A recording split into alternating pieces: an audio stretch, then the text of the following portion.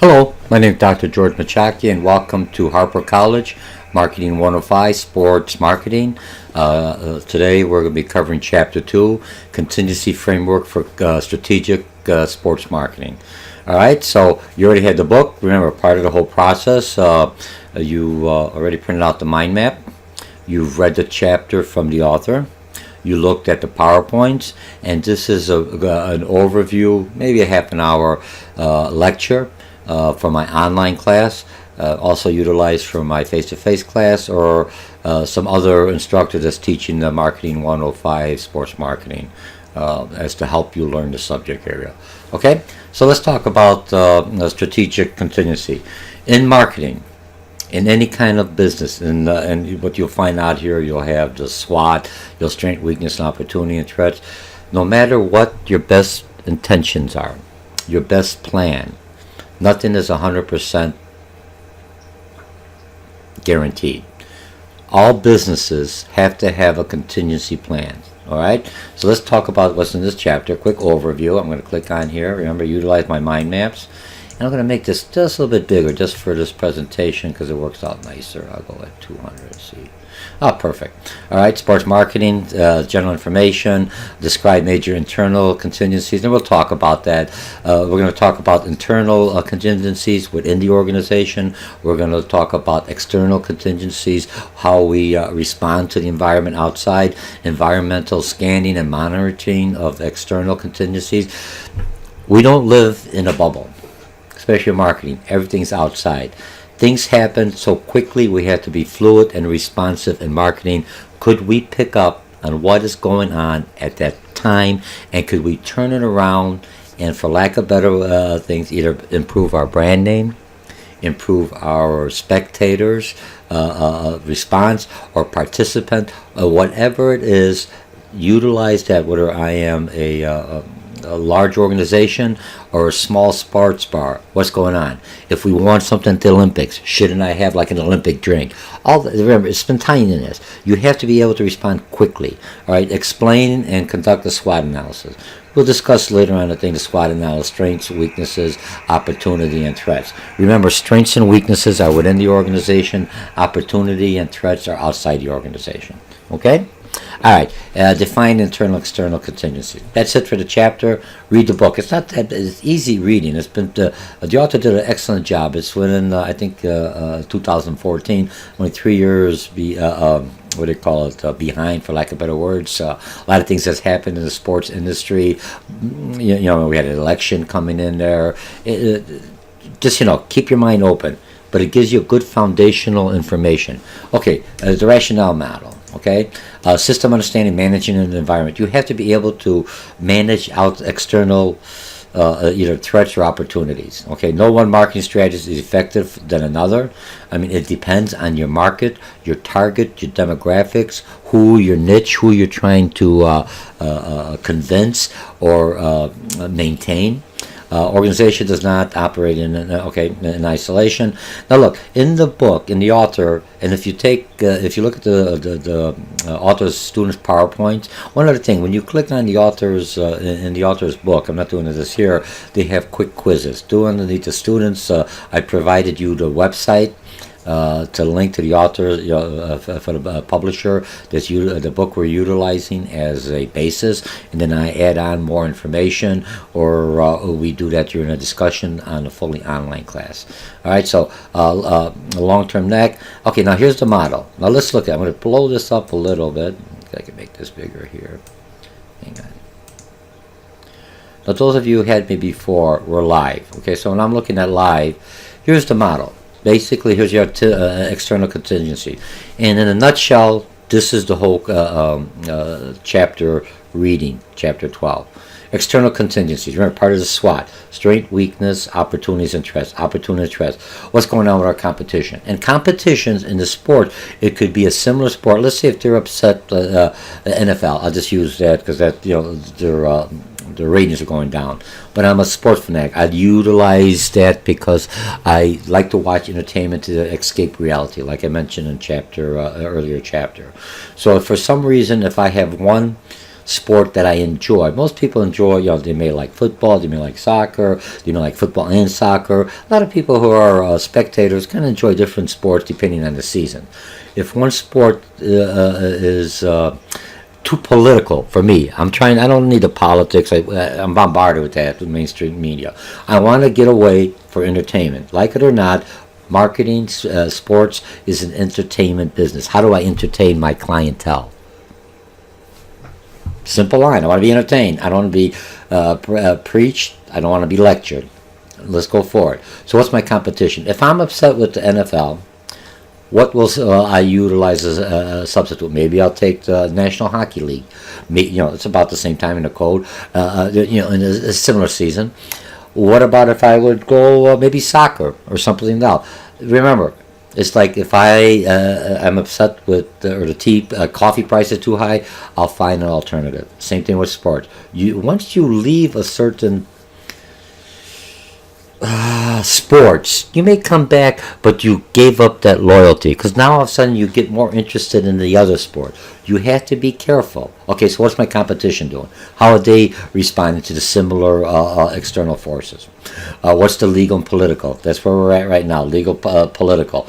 And then look at legal, political. Should we have an influence? And look at part of the legal, political are the new rules and regulation. Okay, what are the demographics?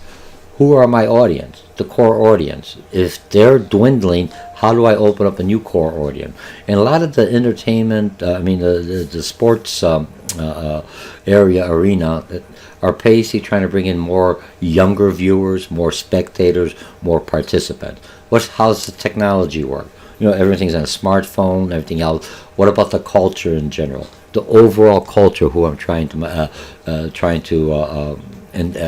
that's watching my sport, for lack of better words. What's the physical environment that's out there, and what's the economy going? If the economy is down, you can't have the high prices to fill in your stadiums, or the high prices bring people up. If the economy is up, you are able to raise your prices, able to sell more information. More complimentary goods, like T-shirts, sweatshirts, momentums, or something that individuals could relate to the sport and say, I was at the Super Bowl game, all right, and I've got the T-shirt, or I've got a football saying official Super Bowl football, whatever they sell it, all right. So that's the external. I have to be aware of that. Now, eternally, contingencies, what is the vision of the organization, your brand? What is the mission of the organization? And I got a real quick YouTube, for lack of better words, that will basically how to write a good mission statement. Okay, or what's a bad mission statement? Organizational objectives and marketing goals, organizational strategy, how I'm going to increase my sales, increase my spectators, increase my participants, increase my bottom line, for lack of better words. How do I change the culture within my own organization? Harper College, that's the college that you're taking in here. Just on a side note, I also teach a course on organizational behavior and how do I change it. So it's a full course, and you showed it as a process to how do I change internal organizations. Okay, now I have these two items, and now I put this into my strategic planning or contingency framework. I do the market research, understanding what the customers want. I look at the customers, the participants or spectators. We covered that in Chapter 1. We look at the marketing selection. What market is I think will give me the biggest return on my investment. And afterwards, what other markers could I enhance to bring in? And then positioning. How do I position? Am I the number 1, number 2, number 3? Now, the marketing mix. If you've taken, for some of you with the sports marketing, this may be your first marketing class. If you've taken Introduction to Business or a marketing class, you already know what the 4 P's are. Product, pricing, promotion, and place. So all those are part of the marketing mix. How much it's costing me, how do I promote it, and it's and promotion basically is a way of bringing new spectators or participants into my my business, my establishment, or into the stadiums, or into that sports, and the place, the location. And then I also have implementation and control. Okay, so I'll close this off. You'll need this. All right. So let's go into the planning part. So remember, we had this here. When I had that model there, I basically it's all broken down. So the first one is the planning. Understand the customer needs. Like it or not, who are my customers? What are the needs? Not, are they a heavy sports fan? Are they moderate sport fan? They only watch it on the big games, or are they constantly watching it every day as often as they can? Some are just moderate football watchers, basketball watchers. Others are very loyalists, for lack of better words. Those you don't have to worry. You're not going to lose those. You're going to, that's only maybe takes up about like 20% of your customers. 80% are in and out. So how do I maintain them and keep the interest of that sports within their psychic, for lack of better words? Okay, marketing decisions. So I'm looking at this. Okay, I'll go on this one. So you segment the market, you target the market, and you position yourself as either the underdog or the number one. Okay, decision. Price, we already talked about that. Implement control and market. The author provides a lot of links. I'm not going to go in here because I'm trying to keep this in a half an hour. Now I'll click this on there, and here's the link. I think I had the link on here. Okay, here's the link, and I'll stop it here because I don't want to go through it. Marketing Super Bowl from a playbook to the Hall of Fame. Good reading. Read it. Get your information on. If you notice, you see a lot of advertising in here, catchy. So this is looking more for the person that's more of a participant, and even the spectator. Okay, so I'll just close this off. Let's see, to close the browser off. Make sure you look at the links. The next one, internal contingencies. Overview, real quickly. All influences within and under control of the sports organization that could affect the strategic sports marketing process. And this is all one, so I'll just do it. I'll leave it like this. Okay, and here's the model figure.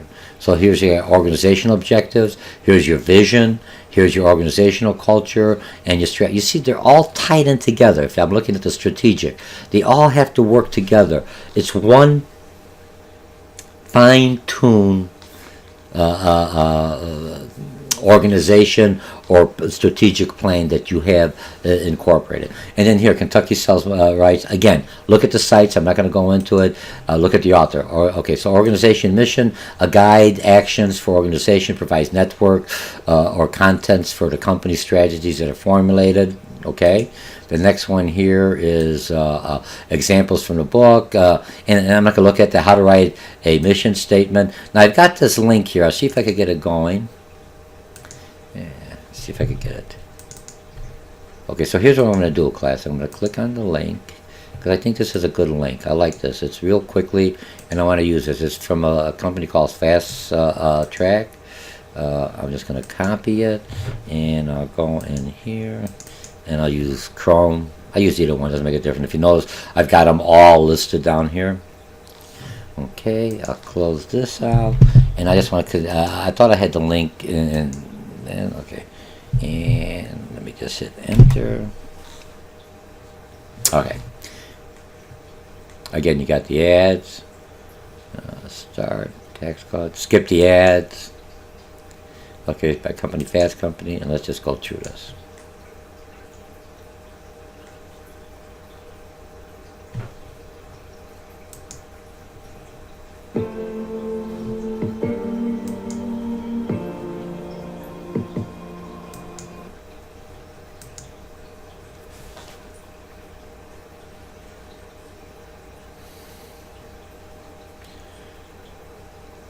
Oh, let me go back here. I apologize. This is not the one I wanted. How do you talk about your strategy to your employees so that they get it? Okay, I'll leave this one. You've probably heard this advice. Keep it simple, stupid.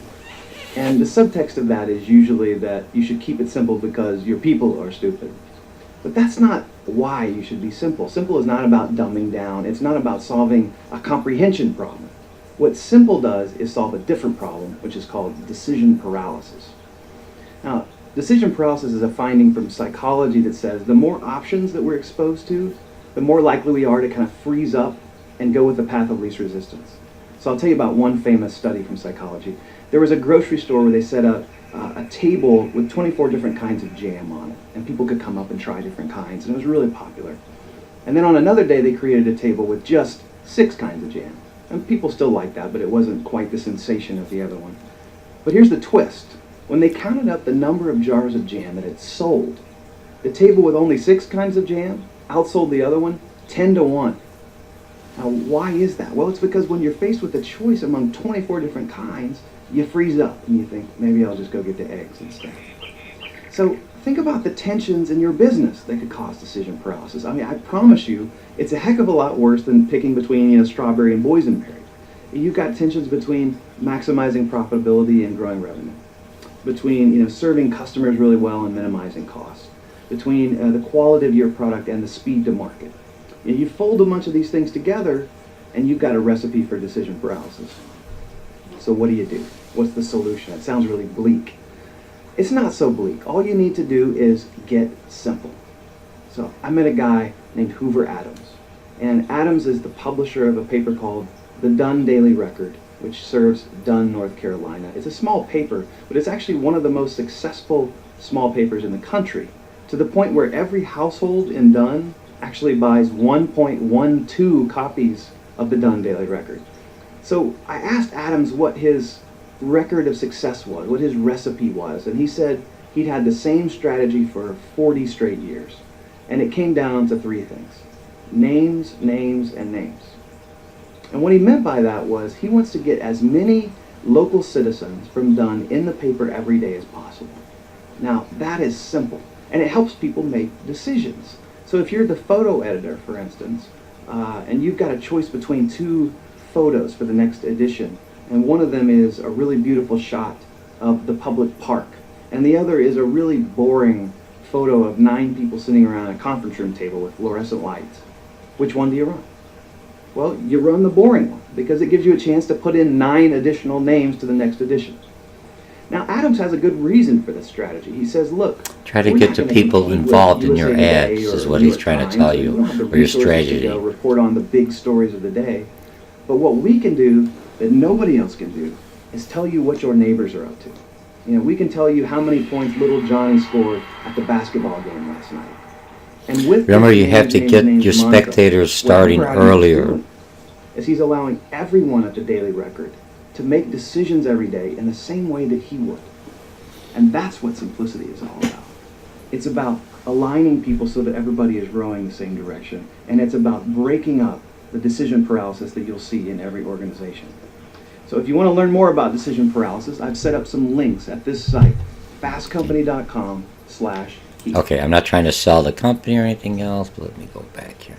All right, let me go back. And this is the one I wanted here, how to write a fast mission statement. But that one was still good. It ties into our subject area, okay? Okay. I want to show you why most mission statements are so terrible. So let's say that you own a chain of pizza parlors. And maybe you have a mission statement that you've drafted, and it says simple. Like, keep it simple. Our mission is to serve the tastiest damn pizza in Wake County. Now that's pretty good, if you ask me. If I was one of your employees, I could get excited about that. Here's where things go off the rails. So you invite all your colleagues to come join you and to help you wordsmith this thing. And you all sit around the table, and right in front of your eyes, I'm back. the transformation happens. All of these people who you like and respect suddenly become 10th grade English teachers and begin to nitpick every word of this thing. Hey, I really like the word present better than serve. It has a nice resonance. We obviously can't say damn. And why limit ourselves to Wake County? And guys, I know our pizza is good, but what about the calzones and salads? Why don't we just say highest quality Italian food? Our Greek salad isn't Italian. We haven't even talked about the atmosphere yet, the big comfy booths and the... Remember, the mission statement is to help Yeah. not only your employees, but your what clients to know doing here? why you're You're existing. providing a family entertainment solution. Yeah, solution. Nailed it! And everyone's excited now. You're almost there. And then Steve at the end of the table pipes up. Listen, guys, we haven't mentioned anything about integrity. That's what it's all about, at the end of the day. Integrity. And is anyone at the table going to rise up and go to the mat against the word integrity being in the mission statement? Doubtful. So, presto, that's in. And now here's your new and improved mission statement. Our mission is to present with integrity the highest quality entertainment... Remember, this is a pizza place. I know, this is a little bit silly, but you got to admit, this is what 99% of mission statements sound like. And now you know why. There's this cycle of making words more ambiguous and more fancy until all of the meaning, leaches out. Here's how to avoid that. 2 tips. Number 1, use concrete language. Great example comes from this fast-growing small business called Sonic Bids. Check this out. We want to help musicians get gigs and promoters book the right bands. We're a bunch of people who think that music can truly change the world and make it smaller and better. Now, I love that. I think it gives you a picture of exactly what they do and also gives you a hint why they might want to do that. And that brings us to the second point, which is talk about the why. Most mission statements are really long on statement and really short on mission. And the whole point of this is to talk about why you're doing what you do. You've got to talk about what makes you. And again, that's their advertising. I picked this up from from a YouTube link the first line out there. It's good company if you want to find out stuff. Is to the doctors, nurses, and I'm not pushing one another. mothers and I just fathers, utilize and this all in my others who regular use face-to-face autonomous class thought. also. Well, Simple all right. to the That's point. something that you could get out of bed to go do. Now contrast that with the guiding principles of ExxonMobil.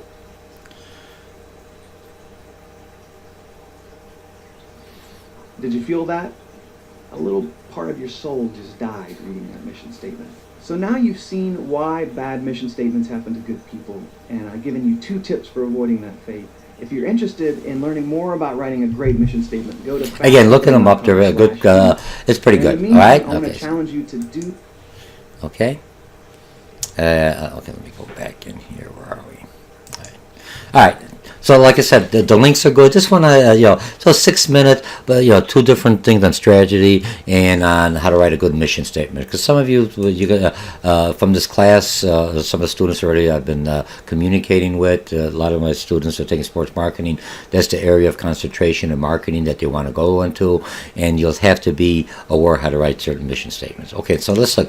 Remember, they talked about the strategy, growing revenue, increase. Like it or not. Any business, I'm there to make some money.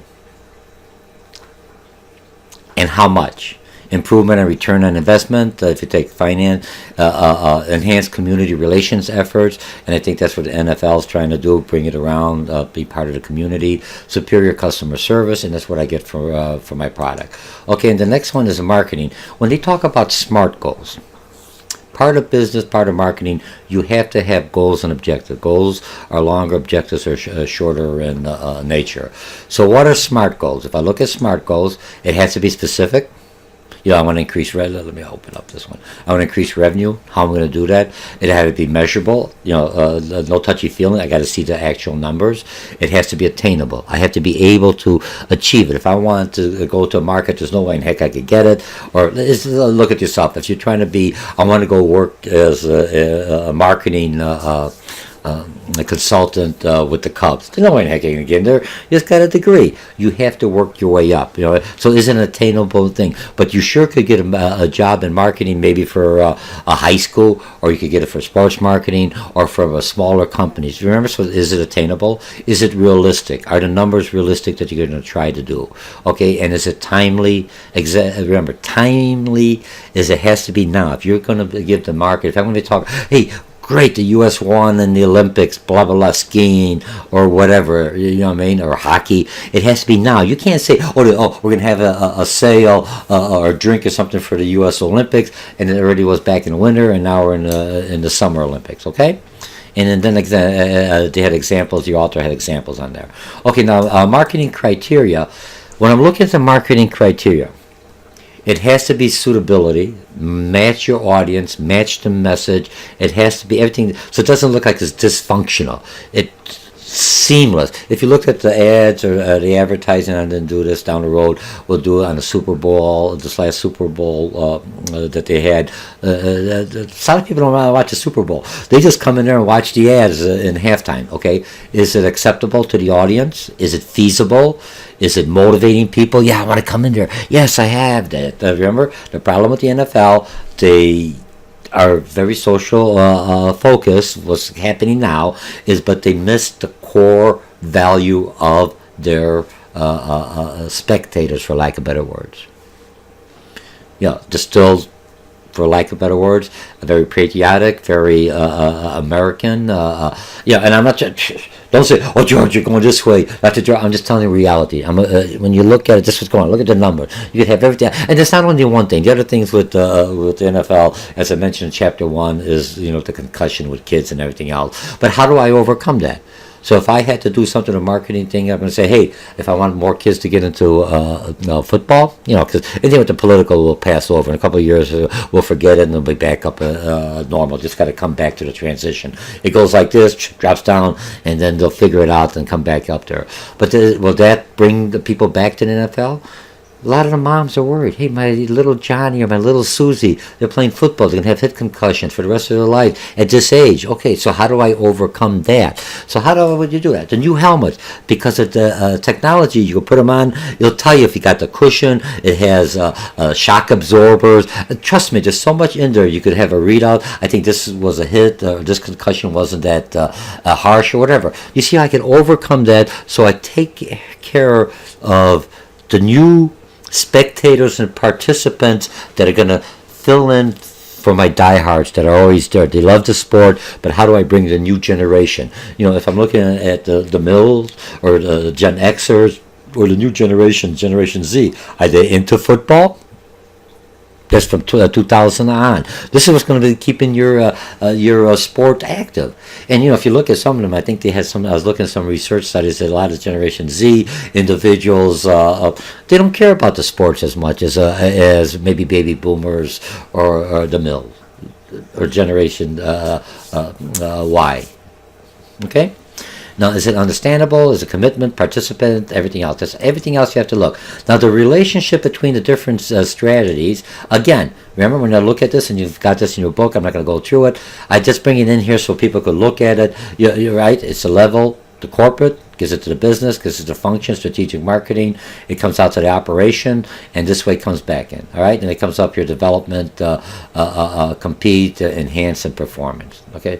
Real quick, when you read the book, makes it easier. Okay, now organizational culture. What's the culture? Anything a culture. Sure, value, belief, languages, symbols, tradition that's passed on. My dad always watched the football games. I watch him and get all excited. I love my dad watching the football game. So now I'm a football thing. But after a while, if my dad was one said he was really athletic, I like to play football, and I'm out there and I don't look like I'm an athletic person because I'm more of a everyday individual. Sports is not my thing. I don't have the body. Anything else. We're all different. We're all unique.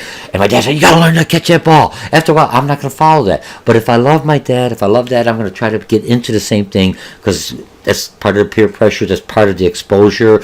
I'm part of that. I remember the good times I had with my dad watching football, sports, baseball, and I could see how, and I want my kids to have the same. And also I have my friends and everything else, because I see my dad has certain friends, and my networking of people around there, that's my culture. We share the same beliefs, and I'm talking about, we love the sports, we love, have the same value, we understand the symbolism, what are they doing, okay? I'm trying to make this so it's kind of generic. Okay, now organizational culture, same thing, same identity, again. And you've got this organizational culture, and this is another clip I just put on there. It takes everything in there, different people, different demographics, but we share a certain value or certain belief system. All right, so we're going here. Okay, so that took care of the internal. So internal, I want to have an organization that has the same vision, same mission, and hopefully that same vision, same mission is the same thing that my, eventually that's the internal that will tie into my external contingencies. That's what my customers like. So I have people who think the same way like my customer base. Okay? So if I'm looking at this down the road and we're looking at a strategy, how do I bring more younger people in? You don't want an older person like myself, a baby boomer, lecturing you on the TV about football. I want to have a younger person that's younger and talked about football and say, hey, I did football in high school, I did football in college. Or you bring somebody out of college and everything else to bring in that customer base and that face they could relate to. You have to look at demographics. Who are you trying to bring in? Your diehards are going to stay there. You're not going to lose them. No matter what happens, they're loyal to the end. But what's happened, as they go to the pasture, for lack of better words, who's going to fill them in? And if we're not developing them that interest at a younger age, you're not going to develop them. They're going to be going to different sports. Okay? Okay, now external contingencies, competition, legal, demographic, technology. Everyone's on a smartphone. The culture is different. Physical environment. What's going on with the economy? Look, sometimes if I look at the game, it used to be a family thing. You could take a family of four, maybe for $100. Now you can't even buy a ticket if you wanted to do any game. A regular, not the two bad teams. It's going to cost me, $300 or $200 for a halfway decent seat. So $200, and I got a family of four, a family of two. It's $600. Man, that's a lot of money for 8-hour experience. By the time they get there, get the food and everything else, and see the game. I'm not saying the game's 8 hours, but all that is all tied in, plus the tickets and to get in there. And now because of the culture, the technology, I got to go in there. All this, I can't come in there. I got to do all the security. All that is affecting that. I have to be aware of how I'm going to address those issues. Okay? And so now what's happening, I think, with the NFL, because their stadiums are empty, they drop the prices down to nothing. Heck, I would go there. But what happens? People living at the lower prices, they're so upset, they're not going. You're still going to get people in there. I would go. What the heck? I don't care. I like the price. If I get a good prices, I'll take a look. I just come in whatever I want. All right? Okay, so now, here's some websites to check out, and I've got some things. Here's and the author has this, so I'm not going to do it. And here's some social media. So, social media channels, Facebook, 73%. Even though this is back in 2014, I think Facebook is losing its, it's getting too mainstream, for lack of better words, too many restrictions, everything else. And people, like any kind of social media, they're moving. The demographics is changing. So now you have YouTube. This is what you're watching me on YouTube. There's other similar competitors coming in there. Remember, after a while, if it gets stagnant, it doesn't adjust and everything else, it becomes too restrictive. A certain generation, hey, that's for the older people, I want to move on. You have to be able to find out the other social media depending on your target market, okay? And I forgot what this one is. Twitter. I think the only thing that helped Twitter come back to life is with our current president, Donald Trump, who tweets everything, and like it or not, it brought Twitter back to life. So remember, sometimes you don't know. Something happens that will bring a certain model or a mean of communication back to life that you have no control. So what do I do? Hey, everyone's tweeting, so let me throw in some kind of tweeting in there also.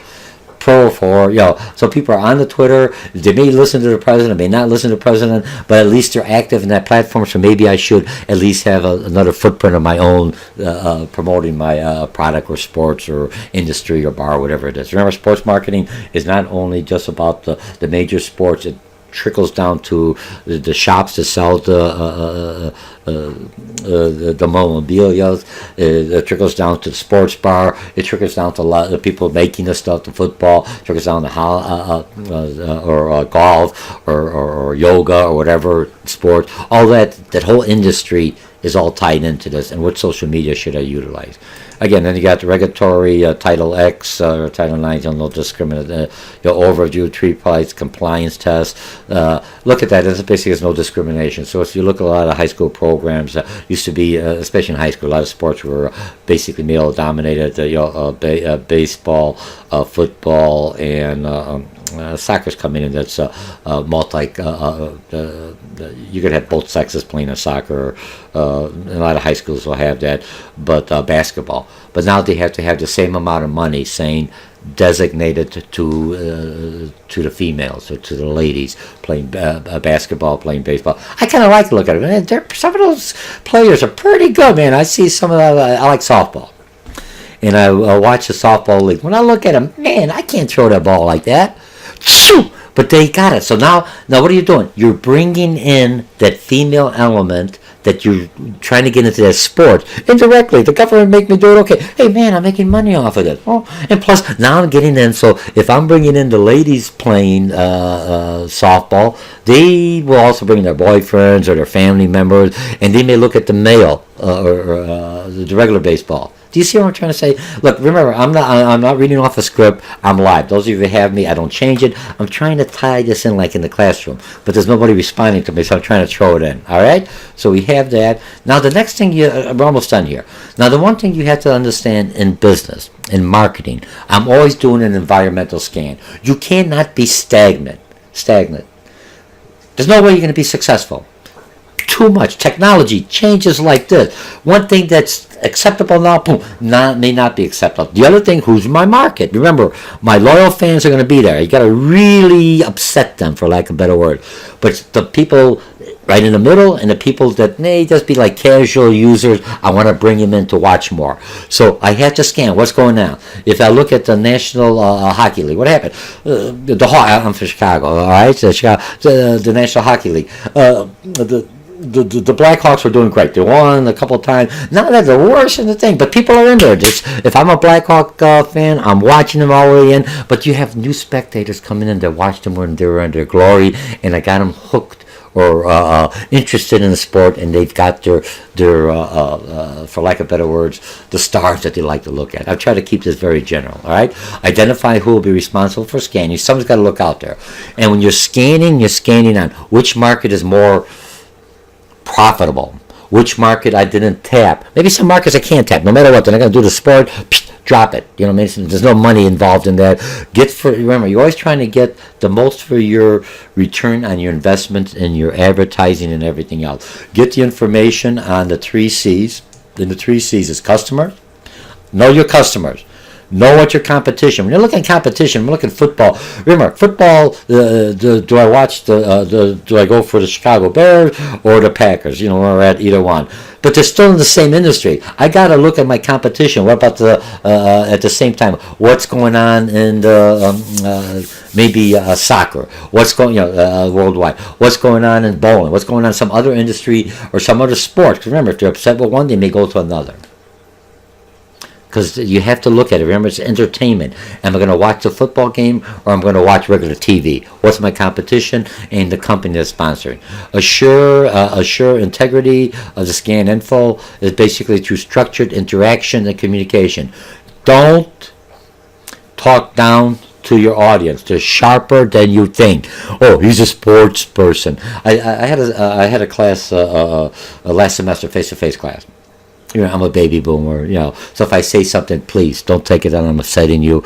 I had the class, and I talked to one guy, you know, very well built. You can tell he's a sports athlete. I was, I grew up in the city, so mine is softball. I mentioned that before, 16-inch, bat and ball, little basketball. I'm a shorter person. Look at me, you know what I mean? Now, but he's in good shape. I said, oh, you're a sports jock. So the individual looked at me and said, I am not a sports jock. I am an athlete. I am more than just a body and a skills and a talent. I also have a mind. So don't simplify it so talk down to it, because people could know. Remember, a lot of your spectators and your participants are sharper than you assume. Make it simple, make it realistic, everything we learned there, but make sure you're not talking down to an individual. You're providing the facts, and you're making it interesting because you understand them. How do I understand them? I bring the demographic, either focus groups, we'll talk later on, and bring those people in there so they are basically my consultants, part of the team that we talk about, the culture that I'm going into, so that I understand them through their eyes. Because I look at it differently than somebody that's a Generation Z. And the reason I'm saying Generation Z, that's a new generation. From a marketing perspective, whether it's sports marketing or any marketing, we're still not sure what they like, what they don't like. We could track them, remember, because they're all techies like I am with their smartphones and the computer. So nowadays in marketing, if they're online, and most of them are online, that's all they know is technology, I could track them, but I'm not sure. Remember, they just don't have that disposable income. They're not spending yet. But once they start spending, I got to know how to catch them and how to develop them and bring them into the sports that I am trying to promote as an industry. Okay, conduct a thorough analysis of present efforts, and that basically is to improve effectiveness of scanning, how you're scanning it. Remember, you got different focus groups, different groups. You have to understand what you're doing. Remember, in general, a lot of people, when I'm thinking about sports marketing, they're thinking about the larger ones, like the Cubs, Chicago Bears, whatever, the large sports venues. That's only a small fraction of what sports marketing is. It also has to do with the small sports shops. It has to do with the sports bars. And I'm not trying to sell alcohol or anything else, but it's something else. Or sports venue, or high school. You know, I'm a coach at a high school, or I'm hired to improve attendance at the football games because they're fundraisers. How do I bring them in? Remember? So this, when you look at chapter 1, it is so much that's considered into what they consider sports marketing. Anything that has to do with sports is where it could be from small to large. I have to understand, what am I trying to accomplish there? Okay? Create a culture with a spirit of inquiry. Ask the question. Oh, I want to find out more about. Boy, this sounds interesting. Man, I think I could do that, right? Weightlifting or whatever. Or, you know, walking, jogging, running, yoga. Look, if you look at yoga, and I'm going to throw that in, you know, because the author did. They got different kind of yoga. You got yoga below, you got yoga on a string, you got yoga people flying with like a hammock. What the heck? Who the heck's coming up? That's all part of it. I'm finding something. Oh, I think I could do that kind of thing. I think that's interesting. You gotta get their attention, but you gotta develop them at a younger age so they become interested now, and then as they get older, where they have more disposable income, now they want to actually go to the real game. Maybe they want to actually get to, I got to have a yoga uniform. I don't think I need a uniform. I got to have a yoga mat. This yoga mat has sensors in here. Whatever. Do you see what I'm talking about? Because you're looking at manufacturing, is selling the product for that industry or that target for the industry, for lack of a better word, or for that sport. Okay? Now, the last one we have in here is a SWOT, and I think I'll use this one. And if I look at the SWOT, look at the SWOT. What are the requirements? Approach, proposal, effectiveness. So remember, SWOT is looking at the strength of the organization, strengths and weaknesses. Take this the same thing if you're looking for a job. If I'm, let's say if I'm a coach and I bring somebody else on a baseball team, I'm looking at their strengths and I'm looking at their weaknesses. Then I'm looking at what opportunities and threats this individual may have in the future. Okay, so from a business perspective, I look at the strength of remember, strengths and weaknesses are within the organization or within the industry. Opportunities and threats are outside the industry, and threats are basically what we call managing managing threats, or I forgot, risk management. Sorry, a little early today. Risk management. All right. So you always look at a strength, weakness, opportunities, or threats of anything you're doing within any decision you're making within the strategic environment framework. Okay. So let me just bring this all back down, and I think we're done. Expand. And remember, for those, like I said, some of you have had me for other classes. I am basically live all the time. I do very little editing, because I always change it. You know, this YouTube or this lecture is, be a couple maybe a couple years, and when the Harper College changes it to a new edition or another publisher, then they update it. But the concepts and everything else you're learning here are the same. It's just the examples that the author uses of what's going on. Some of the legal things changes, some of the demographics changes, some of the likes, some of the value changes. So I have to be able to, like I said here, environmentally scan. I don't want to wait the last minute to get caught behind. Like anything else, I plan ahead. How do I overcome this? Okay? Again, my name is Dr. George Mochocki. This is Chapter 2, Contingency Framework for Strategic Planning or Sports Marketing, offered at Harper College. This is Marketing 105. You're taking me online or taking me to face-to-face class, and these are just the lectures. Read the book, do the mind map, do the quizzes, you do wine. And I'll see you in the discussion board. Thank you very much for taking this class. And if you have a chance, sign up for other courses here at Harper, or if your local community colleges, a lot of them will have a sports marketing class underneath the marketing umbrella. Remember, it's just a different extension of what you've learned in regular marketing. You still got to, later on we'll talk about advertise everything, but it's basically focused in the entertainment section, or in this case, in the sports entertainment section. And remember, when you look at Chapter 1 we had earlier, it covers almost anything. I laughed. I said, pretty soon breathing is going to be a sports. How long could you hold your breath, or how long could you be steady breathing? I don't know. All right. So again, thank you for signing up, and I'll see you in the next chapter. Okay, 44 minutes. A little bit longer than I wanted, but that's fine, because I had the 2 videos and I would have been back to my 30 minutes. But I think they're well worth it. Okay?